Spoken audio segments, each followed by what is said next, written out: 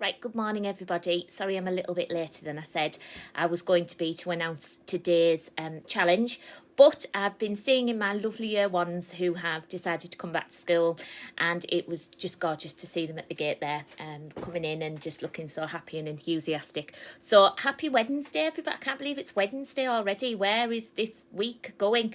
We're going to race through it all and see where we get to. So today, absolutely the great stay-at-home pet show, and I was inspired by the Fellage RSPCA Centre, which is actually where I got Harper from when we adopted her. I'm just going to change this angle slightly so I look a little bit better. Anyway, joking. Anyway, we are going to be inspired by them, and we are holding this virtual stay-at-home pet show. So this is how you take part today. I am going to announce the 7 categories or classes that we are going to have today that you can enter your pet in. Now, I'm going to say now, for those people who are out there saying, well, I haven't got a pet, I'm sure you can use your imaginations out there, and maybe you haven't got a cat or a dog or something like that, but you know, you might have a spider in the garden that could be entered.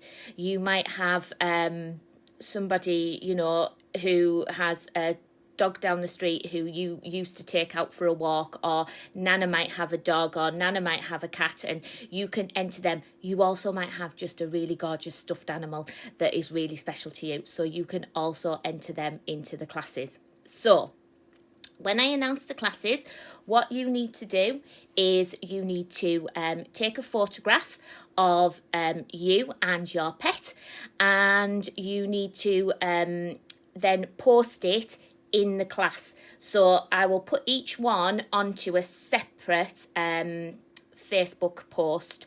So then you go into the comments on there, and you just need to post your photograph or video if it's a video, because there is one that will need a little video maybe.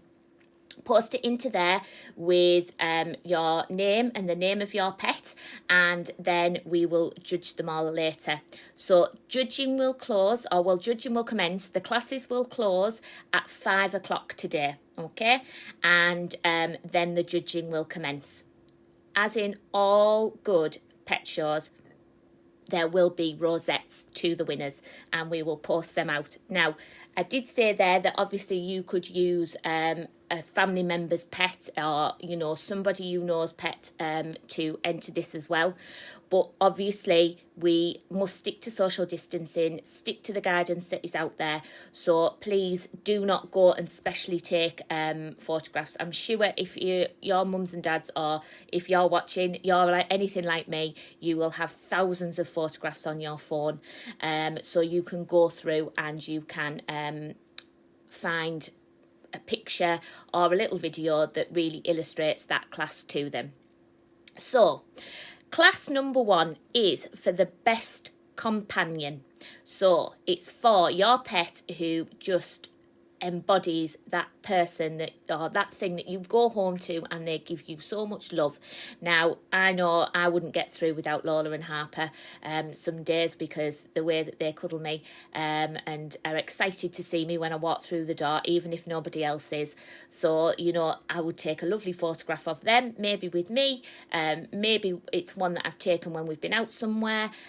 So that is class 1, the best companion. Again, this may be a good one if you don't have a real pet and you want to enter some special alternative, shall we say. Class number 2 is for the cutest pet. So those pets would just look like they should be on the front of a greetings card. So whoever that is, class number 2, that is for your cutest pet. Now, I woke up the other morning and Harper would have fit right into class number 3, because she was in my bed under the covers with her head on the pillow. She does think she's human, so she would get a nomination here for Sleeping Beauty. So I'm sure you have a lovely video or picture of your pets when they are asleep. So that is class number 3, Sleeping Beauty. I used to have a border collie called Charlie a few years ago, and his trick was when he fell asleep, his tongue used to come out, and the deeper he went into sleep, the longer his tongue got out, and then he'd wake up and he couldn't put it back in his mouth because it had all gone dry and horrible. But you know, that was his Sleeping Beauty trick. So we want to see your pets asleep, what they look like, if they look absolutely gorgeous. We've got a very talented pet who could enter number 4. So Miss Marshall has a very talented dog, as you will have seen in St Gabriel's Got Talent. So class number 4 is for the top talent. So we want your pet with the a top talent. Maybe you've got a parrot who can whistle the national anthem, I don't know, but whatever it is, we want to see your pet's talent. Now, because this might be a video, you must post it yourself in the comments, because if you send it to us on Messenger via Facebook, we can't save them and then post them. So you must send them, post them yourself underneath. Okay, class number 5 is the most unusual pet. Again, this might be something for all of those people who haven't got a conventional pet, or maybe are using a bit of ingenuity today to create their own little pet in their house. So most unusual pet, we'd love to see it. Okay, Harper would again win this one hands down. It is the naughtiest nightmare. So we have all seen those videos and those photographs on Facebook, especially of dogs where they have been left to their own devices during the day, and something has happened that the owners have walked back into. So is your pet a naughty nightmare? I know Harper is. Harper, I feel like I'm just saying things about Harper and not Lola. Lola would probably win cutest pet or best companion. She's a cute one in my house. But Harper, I was sat in the garden and I kept noticing that she was sat there chewing on a tissue, and I kept thinking, what's she got that from? And very quickly I noticed that I had moved the box of tissues onto the new coffee table, and she could reach them. So she kept running inside, pinching one, coming out, eating it on the garden, spreading it everywhere, and then going and getting another one. So she's definitely the naughtiest nightmare. A previous dog of mine, Harvey, who was one of my first dogs that I ever owned, he was terrible for food. He would steal food from anywhere.